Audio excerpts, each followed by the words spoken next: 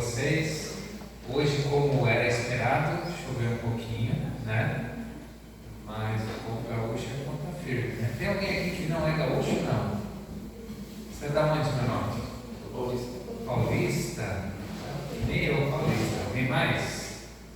Você é da onde? Cuba. Cuba? Está vindo? Quanto tempo há aqui? 8 horas na nossa. Já é quase brasileiro. Muito bem. Nós vamos iniciar agora fazendo aquele momento especial de oração. Ontem nós compartilhamos a ideia de orar. Hoje, por quem? Quem lembra? Família. Família, exatamente. E nós temos que interceder. A intercessão, ela faz parte de uma forma assim até inexplicável da atuação de Deus. E hoje nós vamos interceder. Eu sei que alguns aqui têm filhos, outros têm irmãos de sangue ou pais que estão longe de Deus, que pelo menos não aceitaram o Evangelho, e hoje nós vamos pedir por eles, tá bom? Será que você pode se colocar de joelhos para nós orarmos?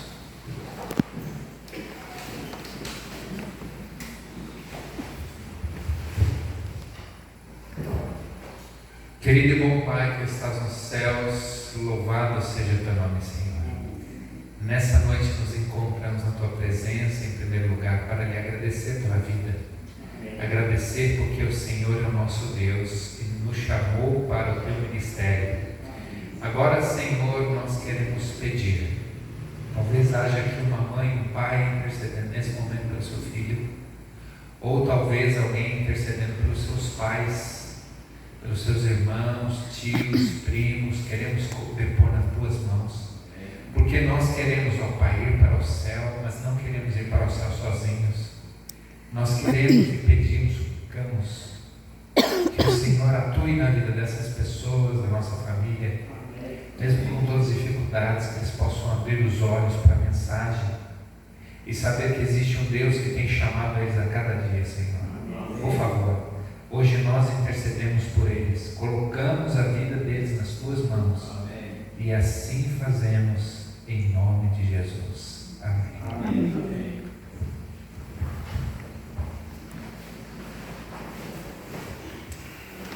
Muito bem, interessante aqui a importância de nós orarmos, intercedermos, orarmos por nós e orarmos pelas pessoas.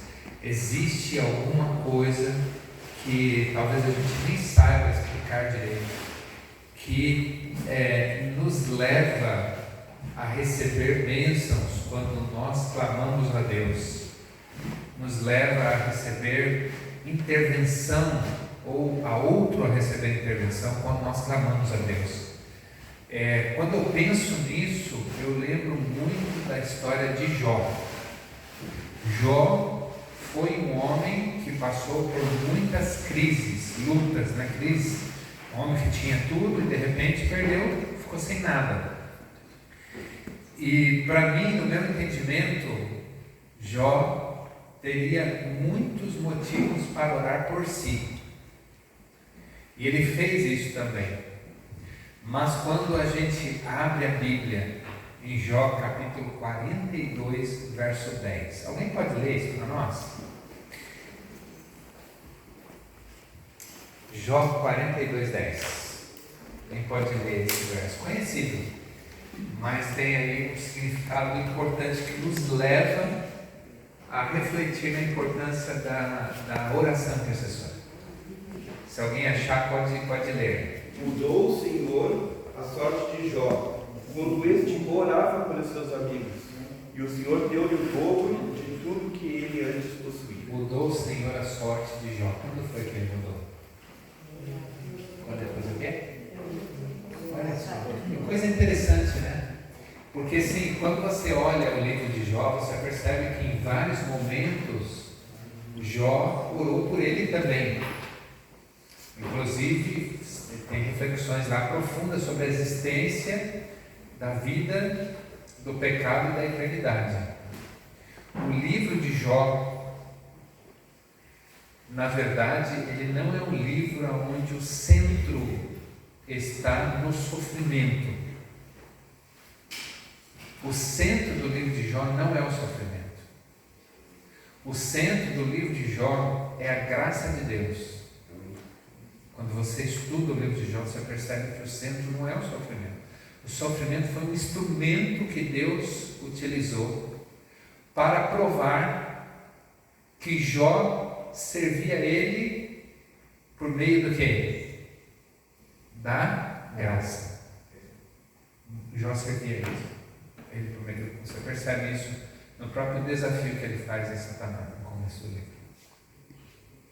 Porque Satanás diz assim, não é o tema, né, mas é o tema da oração, e esse sermão de oração, a gente vai entrar no tema de hoje.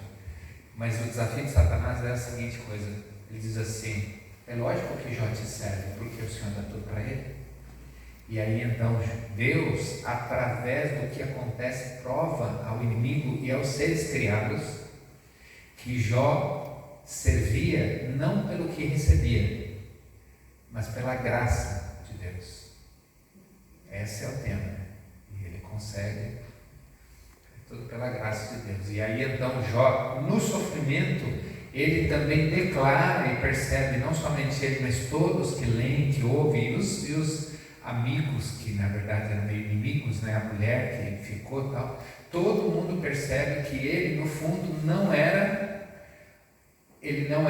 um camarada. No final do livro fica claro isso, que Jó não era um camarada que merecia receber as coisas que ele recebeu, mas ele não merecia também as coisas boas, e que tudo o que aconteceu foi pela graça de Cristo. E quando a gente se depara com isso, é inevitável a gente pensar na nossa vida, que o sofrimento também é um instrumento na nossa vida, e isso acontece na nossa vida, e é muito importante a gente aprender com isso. Eu costumo falar com meus alunos o seguinte, né? Inteligente, sábio, vamos dizer assim, não é aquele que aprende com os erros. Não. Porque aprender com os erros é obrigação. Mas sábio é aquele que aprende de que forma? Com os erros das outras pessoas. Com os erros dos outros. Se você aprender com os erros dos outros e não cair no mesmo erro que o outro caiu, você é sábio. Agora, aprender com os seus próprios é obrigação. Quando eu tinha minha filha, eu tenho uma menina de 17 anos, quando ela tinha 2 anos, ela, 1 ano e meio, por volta de 2 anos, ela cismou, passou uma temporada que ela queria colocar o dedinho na tomada. E ela tinha 2 dedinhos assim, bem, cabia certinho no buraquinho da tomada. Eu não sei porquê. Aí o que nós fizemos? Nós compramos aquele negócio para tampar a tomada, sabe? E colocamos em vários lugares da casa, e a gente ficava constantemente preocupado, olha, que ela já estava andando, gatinhando e andando. Só que, enfim, uma hora você tem que usar a tomada e você tira aquilo e acabou, em algum momento, não colocado de volta. E aí ela conseguiu chegar nesse momento e colocou o dedinho lá. E vocês já sabem o resultado. Ela aprendeu. Mas ela aprendeu com a dor que ela vivenciou. Mais feliz é aquele que não precisa sentir dor para aprender, que aprende em observar e diz, não, aquilo vai me fazer tão mal que eu não vou fazer. Mas amigos, hoje eu reservei, durante as noites aqui, queridos, nossos encontros durante essa semana serão rápidos. O objetivo não é esticar, mas é bem ao ponto. Eu, em oração a Deus, reservei um texto hoje, que esse texto daria para a gente discutir e falar muito tempo, mas a gente tem pouco tempo para analisar ele. É um texto que, na verdade, é uma fala, é uma reflexão de um profeta. E alguns dizem que nem foi ele que escreveu, mas na verdade foi ele que escreveu. Foi quem escreveu o livro. E esse foi o apóstolo Paulo, ele que escreveu esse texto. Alguns olham para esse texto e dizem assim, alguns que eu digo, alguns teólogos olham para esse texto e dizem assim, não, esse trechinho desse livro de Romanos não foi Paulo que escreveu. Aqui foi alguém que escreveu. E alguns, na objetivo de explicar, dizem assim, esse foi um devaneio de Paulo, quando ele estava, vamos dizer assim, quando ele se desviou do Evangelho, ele escreveu isso. Mas não é verdade. Porque esse texto que a gente vai ver, na verdade, não é nada mais, nada menos que a luta do cristão. Pega a sua Bíblia aí, por gentileza, se você tem no livro de Romanos. Nós vamos analisar um pequeno trecho do livro de Romanos, que tem a ver aqui com decisão, com propósito, com vida. E eu queria compartilhar com vocês esse livro de Romanos. Eu vou ler o capítulo 7, tá? Lá no livro de Romanos. Sabe, amigos, nós, diferente do que as pessoas falam, nós, ao abrir a Bíblia, entendemos claramente. Se você ler a Bíblia, você entende claramente que eu e você somos, por natureza, somos pessoas más. Esse é o ponto. Nós somos pessoas más por natureza. E não é difícil a gente provar isso. Você quer fazer um teste? Você pode fazer um teste logo assim, bem simples. Alguns dizem assim, não, nós nos tornamos pessoas más quando crescemos, porque naturalmente as crianças são boas, depois, não sei se você já ouviu essas ideias, depois as pessoas crescem e o ambiente e tal. Não é verdade, nós somos naturalmente maus, porque o pecado habita em nós, então não somos maus. Você quer fazer um teste muito simples, você põe aqui 3 crianças, vamos imaginar que você põe 3 crianças aqui de 4 anos de idade. 3. Só que você diz para elas assim, olha, são 3 crianças, mas eu tenho só um pedacinho de bolo de chocolate. Só esse pedacinho. Para quem eu vou dar? Qual é a reação natural delas? Imagina, 3 crianças de 4 anos. Se você falar, tem um pedacinho de bolo. Naturalmente, se você perguntar, para quem eu vou dar? Um dia eu fiz um teste assim na igreja, quando eu estava falando sobre esse assunto. E eu mal acabei a frase, para quem eu vou dar, eu já vi os bracinhos delas, assim, pedindo o bolo. E mais, se você der para uma só, e uma só criança comer, se você se ausentar, é capaz de dar briga. Não é natural a criança virar e falar, olha, eu queria muito esse bolo, mas eu gostaria que a minha amiga comesse, o meu amigo comesse. Pode dar para ele, eu vou ficar feliz. Isso não é natural do ser humano. A natureza do ser humano vem a confrontar a natureza espiritual, a dizer, é meu. Eu tenho que ser respondido, saciado a minha necessidade. Então eu quero para mim. E essa natureza que nós comentamos, inclusive ontem, ela é, na verdade, o nosso inimigo número 1. Porque o inimigo de Deus é um aproveitador da nossa natureza.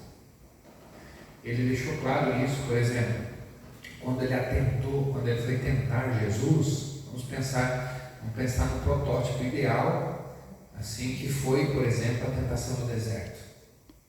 Quando Cristo foi tentar a Jesus no deserto, quando Cristo foi tentado no deserto, o inimigo chegou a ele no momento que ele estava mais fragilizado. Não é verdade? Foi depois dos 40 dias que ele estava com fome. E aí então a gente conhece a história do pão, conhece a história depois do convite à adoração, do convite. Satanás tentou confrontar Cristo com a própria ideia, mas Jesus confrontou ele com a palavra. Então, Satanás tentou na fragilidade, porque Cristo era 100% homem, ele era 100% homem.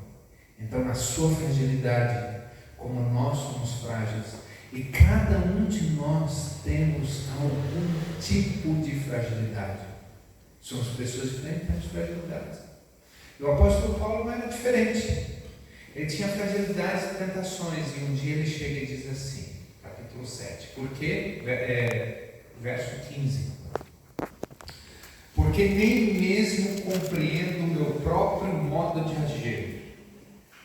Eu queria dar uma pausinha e perguntar para você assim, você já alguma vez, e eu acho que se você em algum momento, se você é uma pessoa que costuma pensar naquilo que você faz, talvez a resposta sua para esta minha pergunta seja positiva.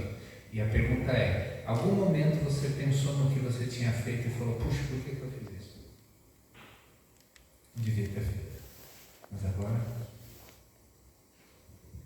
E ele diz, nem mesmo compreendo meu próprio modo de agir. E algumas vezes a gente não diz só por que eu fiz, mas a gente diz assim, a gente não pergunta o porquê simplesmente de ter feito, mas a gente pergunta o porquê, porque a gente não entende o que nos levou a fazer. E ele continua assim, dizendo assim, pois não faço o que prefiro, e sim o que detesto. Eu não faço o que prefiro, e sim o que detesto. E ele continua dizendo, ora, se faço o que não quero, consinto com a lei, que é boa. E eu digo, a lei de Deus, ela diz, não cobiçarás. E quando eu faço o que eu não quero, porque a natureza é cobiçar, aliás, o mundo nos leva para cobiçar. Antigamente eu não entendia direito o que era isso, mas a sociedade nos leva para cobiçar, sempre nos instigando para cobiçar. Cobiçar. Você tem um carro, mas o seu carro não é um carro muito bom. O seu carro você tem que comprar um novo, um desse ano, que tem isso e aquilo outro. Você tem que... As pessoas querem criar vontades diferentes. Você vê alguma coisa, uma propaganda e diz, olha, você tem que comer isso, você tem que agir assim. E isso se mudou também para os relacionamentos, no seguinte sentido, de que se algo não te agrada, você tem que ter outro.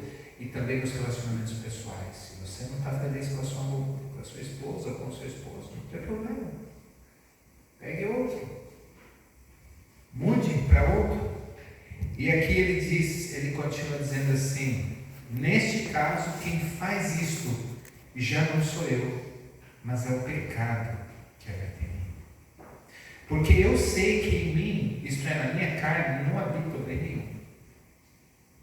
E sabe, amigos, esse ponto é importante.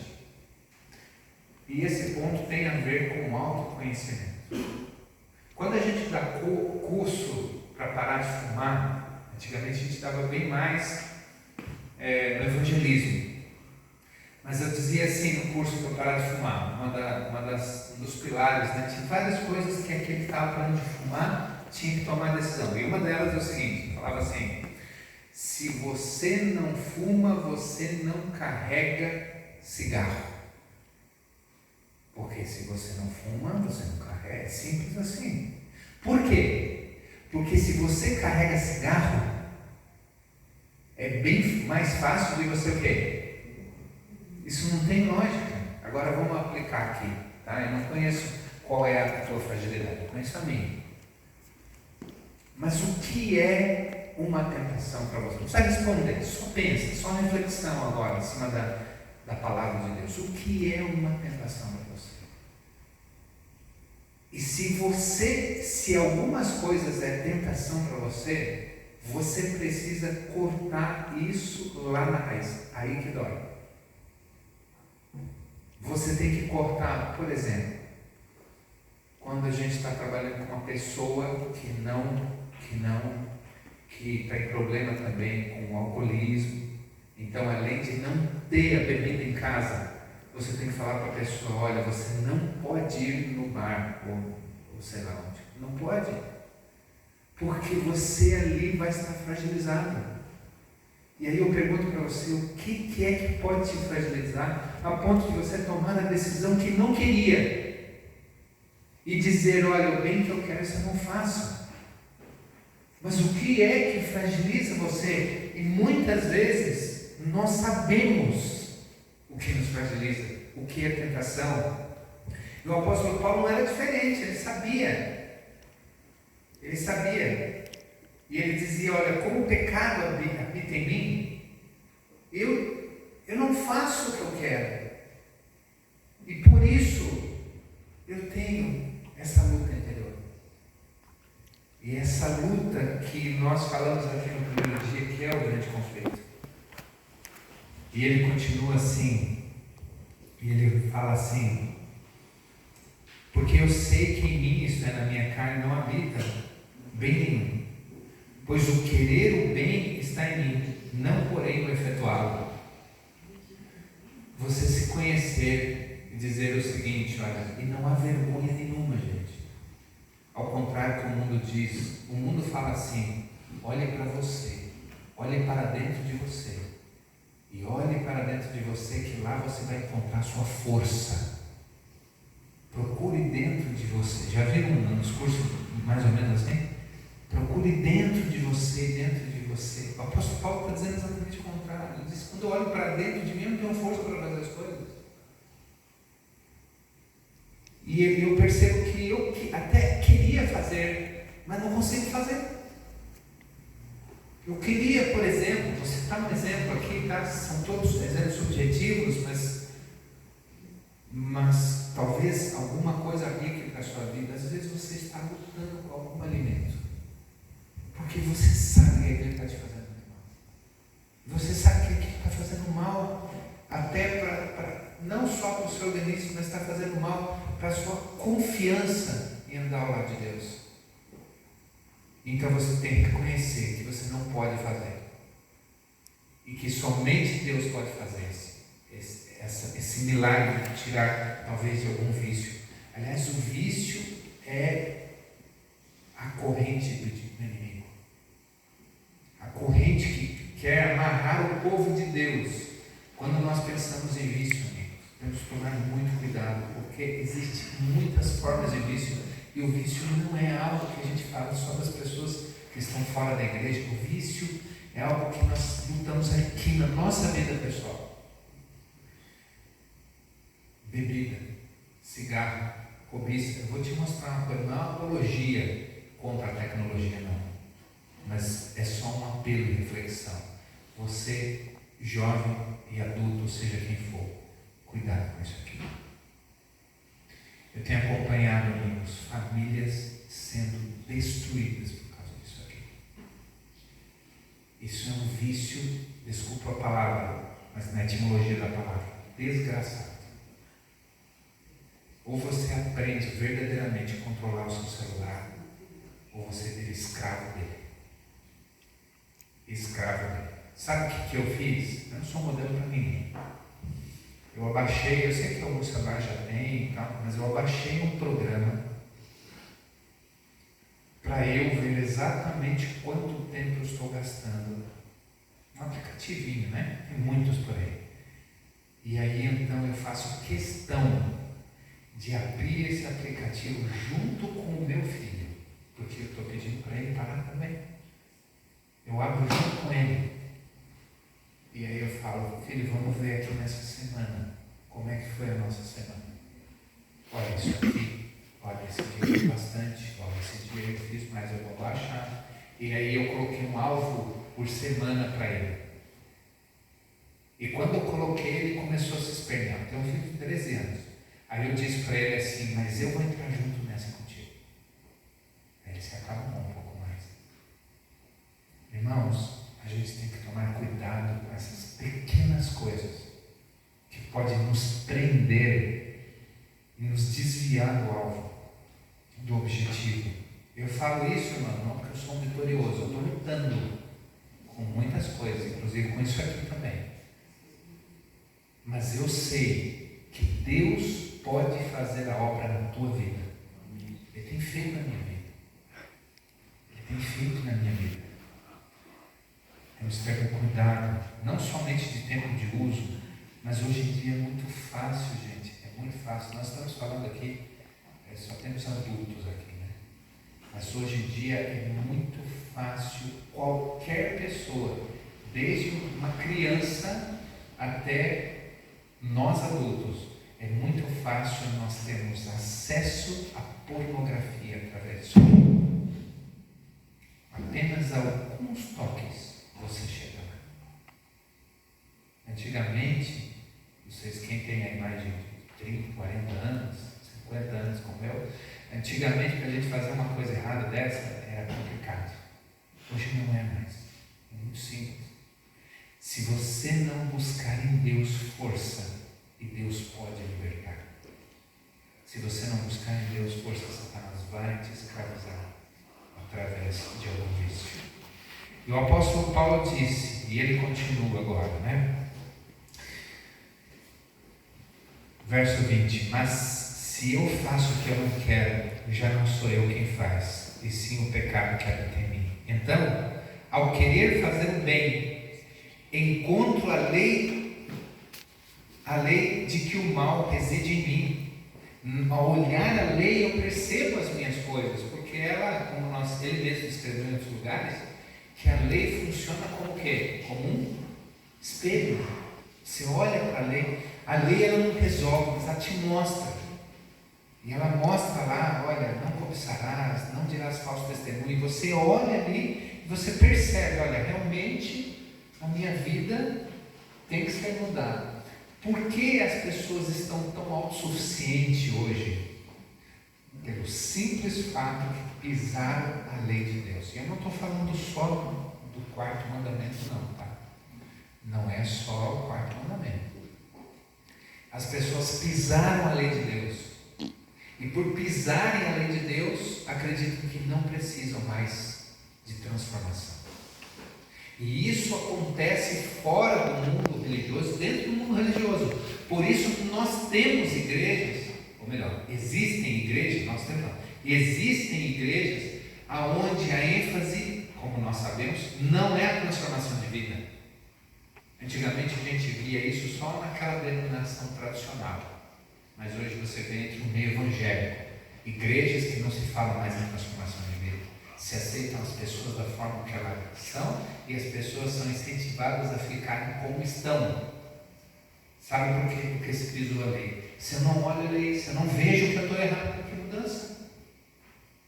Para que mudança? Então ele continua. Porque no tocante do homem interior tem prazer na lei. Na teoria, gente, a gente tem prazer. Se você sair na rua e perguntar assim para as pessoas, quem aqui é religioso? Quem é cristão? Aí as pessoas se identificam. Eu acho que os que não são cristãos talvez não participem, mas quem é cristão? Esse grupo.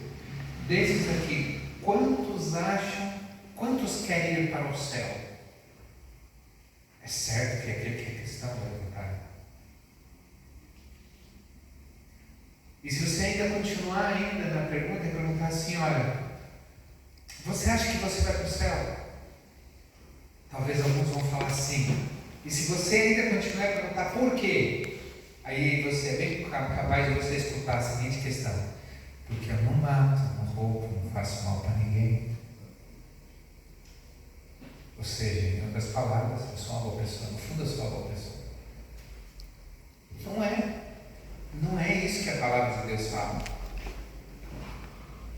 Aí então ele diz, por que? Verso 23: mas vejo nos meus membros outra lei, que guerreando contra a lei da minha mente. Olha que o apóstolo Paulo já usou a palavra aqui, mente. Me faz prisioneiro da lei do pecado que está nos meus membros. E agora, irmãos, o verso 24, na minha opinião, o verso 24 é um grito de desespero. É um grito de desespero. Sabe quando você está assim numa situação tão difícil? difícil que você só tem a gritar. E aí então ele diz assim, olha, ele diz assim: desventurado homem que sou, quem me livrará do corpo desta morte? Sabe que aqui nesse contexto você vê o apóstolo Paulo centrando a visão dele nele mesmo. Ele diz assim: não tem chance, no way, não tem caminho, eu estou perdido, não consigo fazer o que quero, não consigo. E sabe, amigos, que quando a gente não entende essa luta espiritual, isso pode nos levar a pelo menos duas situações. A primeira situação é algumas pessoas que simplesmente abandonam a fé, porque acham que não conseguem viver a altura. Não consigo viver, então vou abandonar. Não dá, para mim não dá. Infelizmente, às vezes a gente, ao visitar pessoas que partilhavam aqui da nossa fé, nós encontramos basicamente dois problemas. Basicamente. É lógico que em alguns lugares, determinados grupos, você tem algum tipo de heresia que infelizmente tira algumas pessoas da igreja. Mas, no geral, quando você visita um ex-adventista, você ouve dois problemas só. São dois motivos. O primeiro motivo é o seguinte: primeiro, eu não gosto de fulano, brigou comigo, ele falou tal coisa, ele olhou errado, ele não gosta de mim, ele me tratou mal. É uma questão pessoal com alguém ou com alguns. Esse é o principal motivo. O segundo motivo é o seguinte: eu não conseguia, não dava, eu queria, mas não deu para viver a altura. Não deu para mim. E nós sabemos que esses dois motivos, na verdade, eles não deveriam ser encarados dessa forma. Quando a gente pensa em problemas com irmãos dentro da igreja, nós temos que lembrar claramente que o Senhor Jesus falou que na igreja haveria o trigo, mas também o quê? Às vezes eu falo para um ou para o outro: você acha que quando Cristo voltar você vai explicar para ele: Senhor, eu até sei que a igreja é verdadeira, que é a igreja de Deus, mas é que tinha fulano dentro da igreja que não dava certo comigo.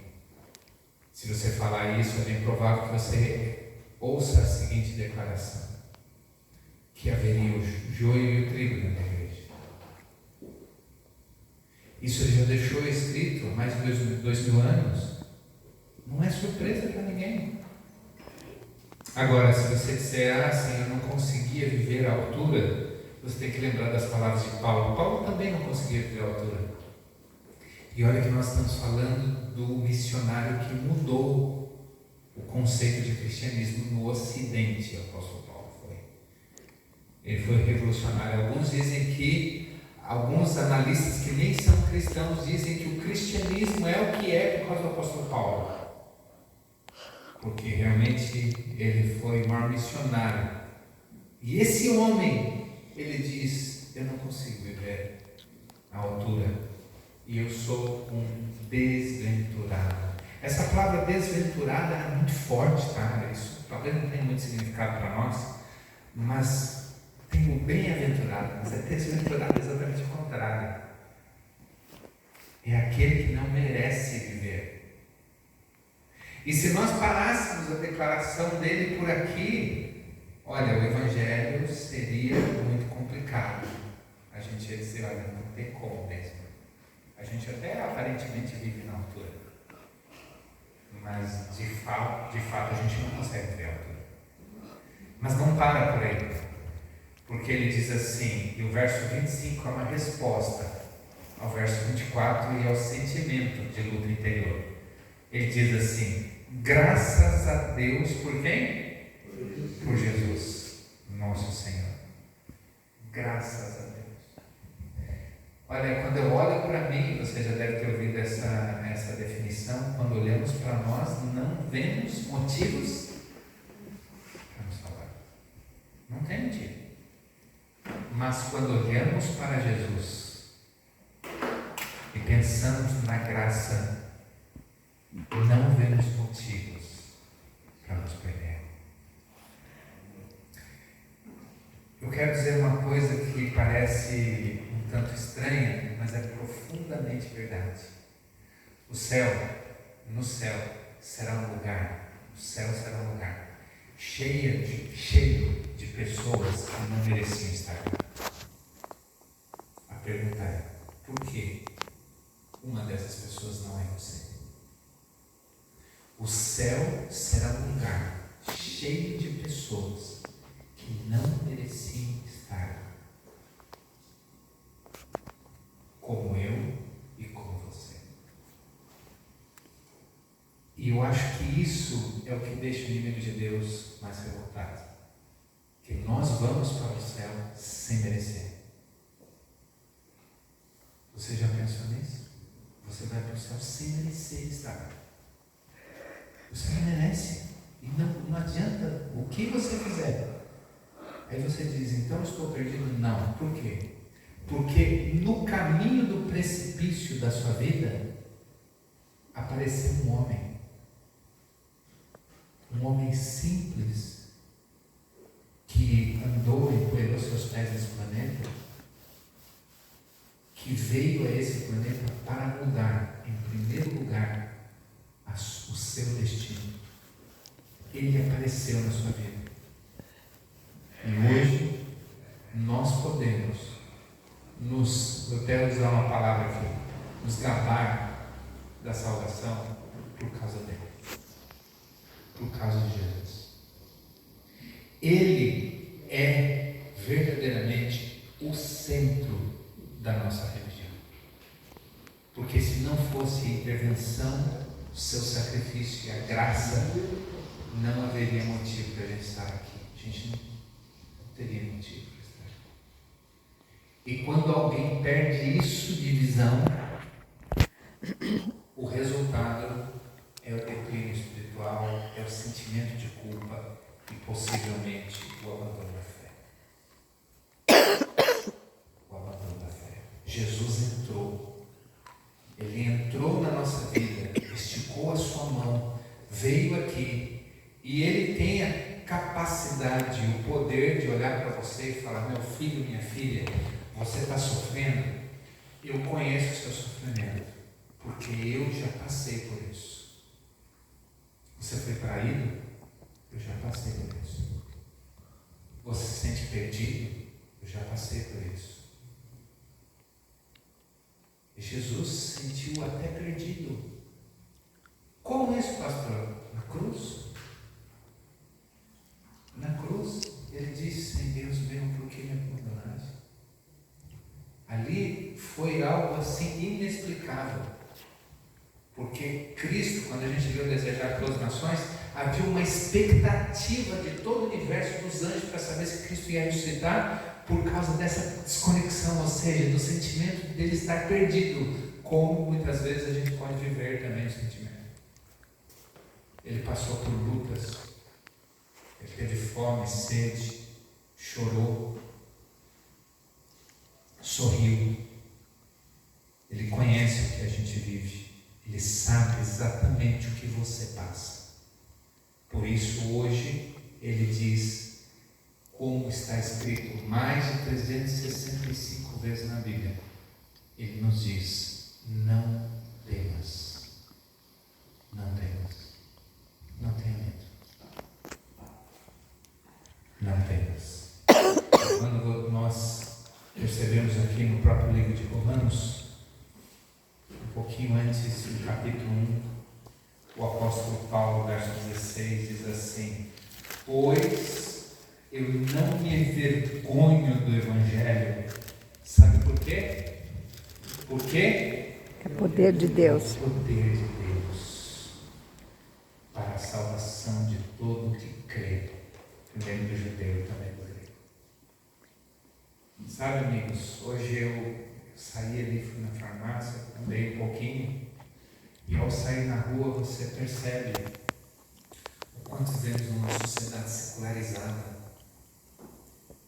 Ontem, quando eu estava, o irmão me deixou ali e eu dei uma corrida, eu fui, tem um mercadinho ali, eu fui rapidinho para ver se estava aberto, e nisso eu encontrei uma pessoa.